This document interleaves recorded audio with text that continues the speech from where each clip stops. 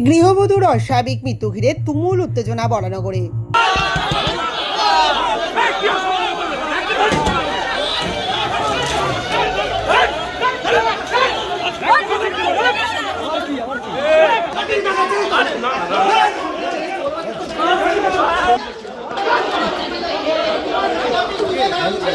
ওদিন শেষ হয়ে গেছে।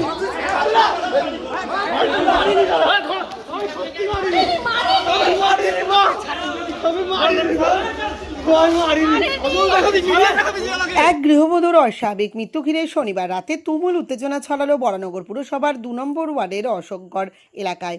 মৃতার নাম রিয়া পাল, বয়স 32। ওই দিন রাতে বরানগর থানার পুলিশ গৃহবধূর ঝুলন্ত দেহ উদ্ধার করে ময়নাতদন্তে পাঠিয়েছে। শ্বশুরবাড়ির দাবি ওই মহিলা আত্মঘাতী হয়েছেন, কিন্তু পড়শিরা সেই দাবি মানতে নারাজ। পড়শিদের অভিযোগ, গৃহবধূর ওপর প্রতিনিয়ত অত্যাচার চালাতেন স্বামী ও শাশুড়ি। মেয়েটিকে মেরে ঝুলিয়ে দেওয়া হয়েছে। যদিও মৃতার স্বামী মানস দাস এবং তার মায়ের দৃষ্টান্তমূলক শাস্তির দাবিতে সোচ্চার হন পড়শিরা। পুলিশের গাড়ি আটকে তারা বিক্ষোভ দেখান। পরিস্থিতি নিয়ন্ত্রণে আনতে গিয়ে পুলিশের সঙ্গে বিক্ষোভকারীদের রীতিমতো ধস্তাধস্তি বেঁধে যায়। পরিস্থিতি নিয়ন্ত্রণে আনতে পুলিশ লাঠিচার্জ করে বলে অভিযোগ উঠেছে।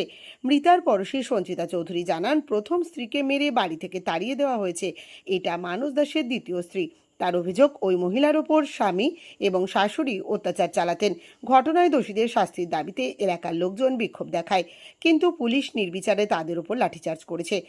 ছোট থেকে প্রচুর বদনাম। এই যে মেয়েটি মারা গেছে তার শাশুড়ি নিজের স্বামীকেও খুন করেছে। দেখলাম কোনো বিচার হলো না, লিপি আছে।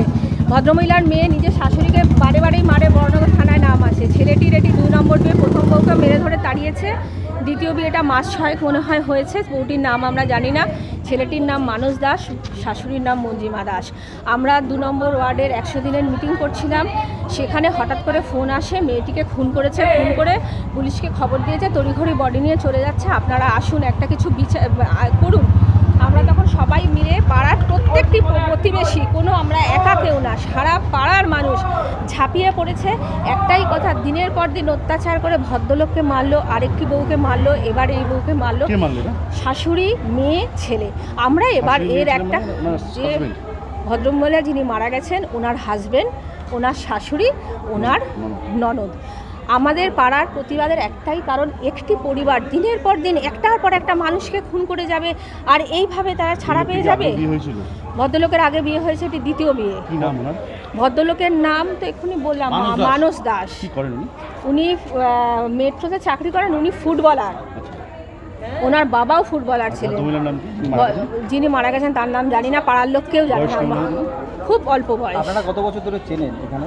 তাকে এই যে যারা মারা গেছে, আমার বিয়ের আগের বাসিন্দার, আমারই 30 বছরের উপরে বিয়ে। ভীষণ খারাপ ছিল। ভদ্রমহিলা নিজের হাজবেন্ডকে মেরেছে। বডিটাকে পুলিশ যে ছবি আমাদেরকে দেখিয়েছে, নেকেড অবস্থায় ঝুলন্তভাবে পাওয়া গেছে। পুলিশ সেইভাবে তাকে নামিয়েছে, কাপড়ে মুড়িয়ে নিয়েছে। হ্যাঁ, পুলিশ কিছুই বলেনি, পুলিশ বলেছে সুইসাইড। আপনাদের কি মনে হচ্ছে? একজন মেয়েকে নেকের অবস্থায় গলায় দড়ি দেবে, আর যে মেয়েটি দিনের পর দিন অত্যাচারিত হয়েছে সে কি এইভাবে মরবে? আর যদিও বা মরে ধরে নিলাম মেয়েটি মরেছে, তাহলে একটি মেয়ে তখনই মরে যখন তাকে সেইভাবে পাশবিক অত্যাচার হয়। তো সেইটার বিচার আমরা চাই। আমরা বলেছি আমরা এত সহজে ওদেরকে নিয়ে যেতে দেব না, এর একটা বিচার হতে হবে, তার অ্যাসিওরেন্স চাই। পুলিশ আমাদের সাথে সম্পূর্ণভাবে দাঁড় করিয়ে রাখলো, তাদের সহযোগিতা করলাম আমরা। মাননীয় সজল ঘোষের সাথে কথা বলে ওদেরকে আমরা বডি সহ সকলকে বার করে দিলাম। তারপর পুলিশ কী করলো, যেহেতু ওদেরকে এতক্ষণ হ্যারাস করা হয়েছে, তারা মাথায় টুপি পরা বাহিনীকে ডাকলো, ডেকে পাড়ার লোকে অকথ্যভাবে মারলো। আমার হাজব্যান্ডকে বলছি, প্রথম টার্গেট করলো, যেহেতু ওনার গলায় কণ্ঠি পরা আছে, তো তাই ওনাকে সনাতনী হিন্দু চিনতে সুবিধা, ওনাকে ধরলো। যখন ওনাকে ধরলে আমার ছেলে দৌড়ে এসেছে, বলছে কাকে মারছেন? আরে উনিই তো সজল ঘোষের সাথে কথা বলে সব সেটিং করে বার করে দিল, আপনি ওনাকে মারছেন? তখন সমস্ত পুলিশ একদম দশাশয়ী আমার ছেলের উপর ঝাঁপিয়ে পড়লো। এটা বড় পার্টি দেখাচ্ছিল, এটাকে মার। কে সজল ঘোষ? কিসের পার্টি করবি, কিসের ভিপি? তোকে আজকে নিয়ে যাব। আমি তখন ছেলেকে আটকাতে যাই, একটি মহিলা পুলিশ ছিল না, সমস্ত পুরুষ পুলিশ আমার উপর ঝাঁপিয়ে পড়েছে। আমিও তো মা ভাই, আমি সনাতনী হিন্দু মা, আমিও তো আমার ছেলেকে প্রাণপণ আঁকড়ে ধরেছি। যেহেতু আমি আমার ছেলেকে প্রাণপণ আঁকড়ে ধরেছি, ওরা আমার ছেলেকে নিয়ে যেতে পারেনি। ওরা যত রাগ আমার পিঠের উপর দিয়ে চলে গেছে, যেটা আপনাদের প্রত্যেকের মিডিয়ায় আছে। যদি আপনাদের সাহস থাকে আপনারা মিডিয়াটা ছবিগুলো ভাইরাল করবেন, এটাই আপনাদের কাছে আমার বক্তব্য। নমস্কার। কতজনকে মারধর করেছে আপনার এলাকায়? প্রচুর একজন দুজনকে ধরেও নিয়ে গেছে, সারা পাড়ার লোক দাঁড়িয়ে আছে, দেখতে পাচ্ছেন না? প্রত্যেককে মেরেছে, প্রত্যেককে। এরা তুলেছে তো ভিডিও। যদিও পুলিশ মৃতার স্বামী ও শাশুড়িকে আটক করেছে। এটা নিছক আত্মহত্যার ঘটনা নাকি ঘটনার নেপথ্যে অন্য কোনো কারণ রয়েছে তা পুলিশ খতিয়ে দেখছে। আমি মারিনি। আচ্ছা ভাই, আসো আসো আসো।